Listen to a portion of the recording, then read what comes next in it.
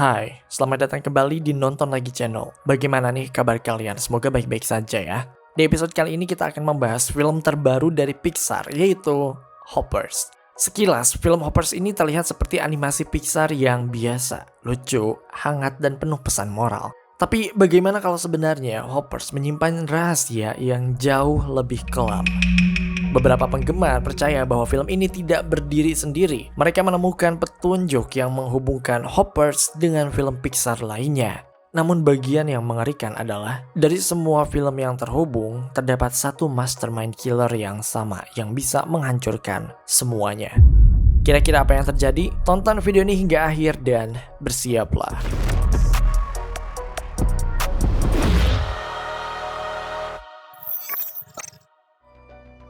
Hoppers menjadi film nomor 1 di dunia saat perilisannya. Bahkan film ini bisa mendapatkan kembali 60% modalnya hanya dalam waktu 48 jam saja. Laris banget.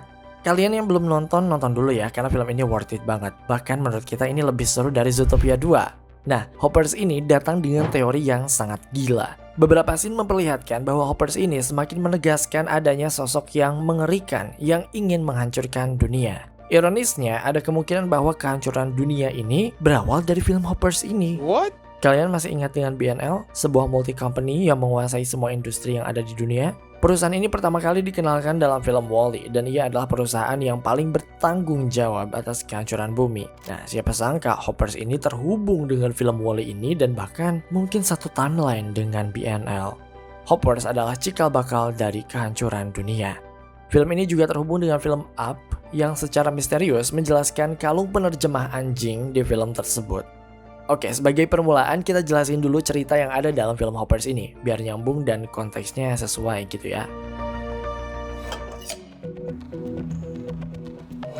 Bayangkan sebuah dunia di mana manusia akhirnya bisa benar-benar memahami hewan, bukan sekedar menebak perilaku mereka, tapi hidup sebagai mereka. Itu adalah poin penting dari film Hoppers. Di sebuah kota kecil, Beavertown, yang dikelilingi hutan, hiduplah seorang gadis bernama Mabel Tanaka. Dia adalah remaja yang emang sejak kecil punya satu mimpi sederhana, melindungi hewan dan habitat mereka, terutama sekelompok berang-berang yang memang biasa dilihat oleh Mabel dan neneknya. Tapi mimpi itu terasa mustahil. Setiap tahun hutan di dekat kotanya makin terancam oleh pembangunan manusia, khususnya karena pembangunan jalan raya yang dipimpin oleh wali kota yang dicintai oleh warganya, yaitu wali kota Jerry. Pembangunan ini tentu saja bisa merusak hutan dekat kotanya, dan yang lebih personal, pembangunan ini akan merusak kenangan Mabel bersama neneknya. Suatu malam, Mabel menemukan seekor berang-berang yang ternyata itu adalah robot dari dosen dia sendiri, Dr. Sam. Robot dan teknologi ini memungkinkan kesadaran manusia melompat atau hop ke dalam tubuh hewan robot yang sangat realistis. Robot ini terlihat bergerak, bahkan berbau seperti hewan asli sehingga hewan lain tidak menyadari perbedaannya. Dengan teknologi ini, manusia akhirnya bisa masuk ke dunia hewan tanpa dicurigai. Dan tanpa berpikir panjang, Mabel melakukan sesuatu yang gila. Dia memindahkan kesadarannya ke dalam tubuh seekor berang-berang robot, dan tujuannya memang dia ingin mengundang berang-berang untuk kembali ke area hutan supaya tidak jadi digusur untuk dijadikan jalan raya. Intinya sih kayak gitu. Pokoknya sepanjang film banyak hal yang terjadi yang pastinya fun banget untuk ditonton. Tapi kesenangan itu berakhir ketika kita menyadari bahwa ada sesuatu yang janggal dari film ini. Oke, langsung saja kita masuk ke teori yang pertama.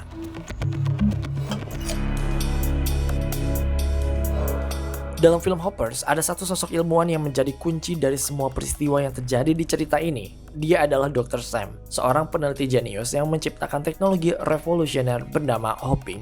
Teknologi ini memungkinkan kesadaran manusia dipindahkan ke dalam tubuh hewan robot yang dirancang sangat realistis, sehingga manusia bisa hidup di antara hewan liar tanpa menimbulkan kecurigaan.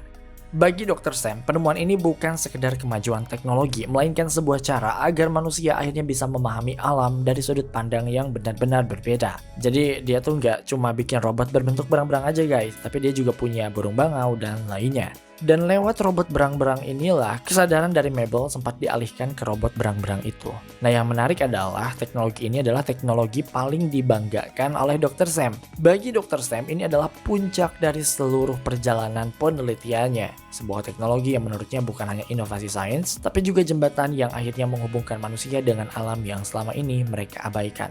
Namun, seiring berjalannya peristiwa dalam Hoppers, pandangan Dr. Sam terhadap penemuannya mulai berubah. Teknologi hopping yang dulu dia banggakan perlahan menunjukkan sisi yang tidak pernah dia bayangkan sebelumnya. Eksperimen yang awalnya dimaksudkan untuk membantu manusia memahami alam justru membuka resiko baru yang jauh lebih bahaya, yaitu mengubah keseimbangan alam.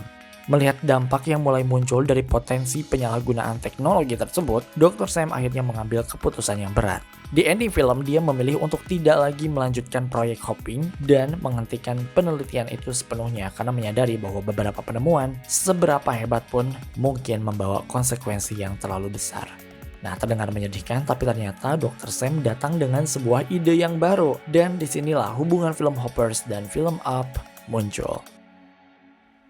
Di ending film, Dr. Sam memang tidak menunjukkan wajah yang sedih ketika teknologi Hoppers ini diberhentikan karena dianggap berbahaya. Justru dia sendiri yang menyetujuinya bahwa teknologi itu memang seharusnya dihentikan. Sebagai gantinya, buat kalian yang udah nonton filmnya, kita diperlihatkan satu scene di mana Dr. Sam akhirnya menunjukkan proyek barunya, yaitu membuat kalung penerjemah hewan. Sekilas ini nampak biasa saja, tidak memiliki hubungan dengan film lain. Kalung penerjemah hewan juga sejalan dengan teknologi Hoppers yang memungkinkan manusia bisa mengerti bahasa hewan, maupun ya sebaliknya. Namun dia merubahnya menjadi sebuah kalung. Dan kalian tahu kan, hewan mana yang menggunakan kalung sebagai alat bantu penerjemahnya?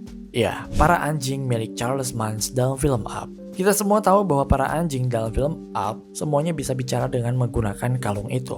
Artinya apa? Artinya adalah bahwa film Hoppers dan film Up kemungkinan terjadi pada satu periode yang sama. Maksudnya tidak terlalu jauh seperti Monster Inc. dengan film Cars, itu kan di universe Pixar jauh banget gitu kan ya jarak waktunya. Nah, kalau Up sama Hoppers ini terjadi pada periode yang sama di mana bumi belum terlalu hancur dan masih banget layak huni. Yang pasti ini kayaknya emang duluan Hoppers deh daripada Up. Karena di Up itu kan udah ada kalung anjing, sementara di film Hoppers kalung anjingnya itu tuh masih dalam tahap pengembangan. Mind blowing gak sih? Siapa sangka bahwa kalung anjing di film Up ternyata dibuat oleh Dr. Sam dari film Hoppers ini yang baru tayang kemarin. Buat kita ini mind blowing banget sih. Coba deh kalian nonton lagi filmnya, datang lagi ke bioskop, perhatikan bahwa di endingnya Dr. Sam ini benar-benar memperlihatkan proyek terbarunya itu untuk membuat kalung penerjemah hewan.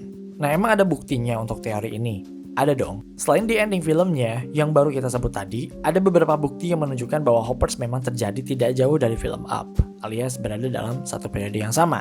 Yaitu bisa kita lihat dari HP milik Mabel. Nah, dalam salah satu scene kita bisa melihat beragam stiker yang ada di HP milik Mabel. Nah, di sini kalian bisa lihat beberapa stiker di sana yang menjelaskan banyak hal.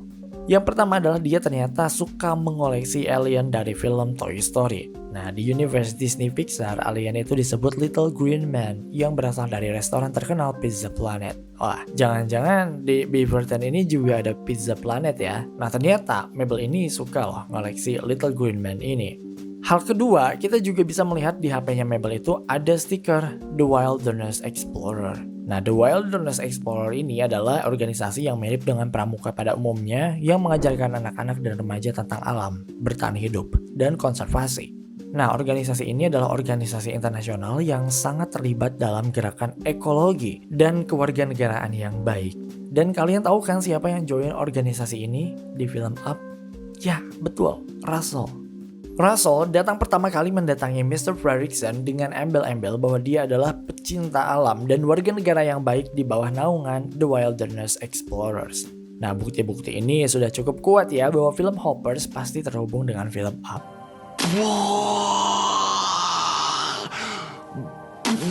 Dan yang paling penting adalah bahwa teknologi kalung penerjemah hewan di film Up ternyata dibuatnya itu di film Hoppers. Nah, dalam film Up sendiri ada asumsi bahwa Charles Mance sendiri yang membuat kalung itu untuk para anjingnya. Ya, itu sangat mungkin terjadi karena Charles Mance juga bukan orang bodoh ya. Namun ketika kita melihat ending film Hoppers ini, rasa percaya pada Charles Mance jadi berkurang. Maksudnya kita nggak yakin bahwa Charles Mance adalah pembuat kalung penerjemah itu. Karena bagaimanapun dia sebenarnya tuh lebih ke penjelajah daripada ilmuwan, iya nggak sih? Beda sama Dr. Sam yang emang pure ilmuwan. Jadi kemungkinan besar dan kemungkinan yang paling masuk akal, Charles Mance membeli kalung ini dari perusahaan milik Dr. Sam di film Hoppers. Mungkin ya ada pengembangan yang dilakukan oleh Charles Mance, tapi ide originalnya tetap dari Dr. Sam gitu. Seru ya? Oke, sekarang kita masuk ke part yang lebih menakutkan lagi, yaitu soal BNL alias By and Large.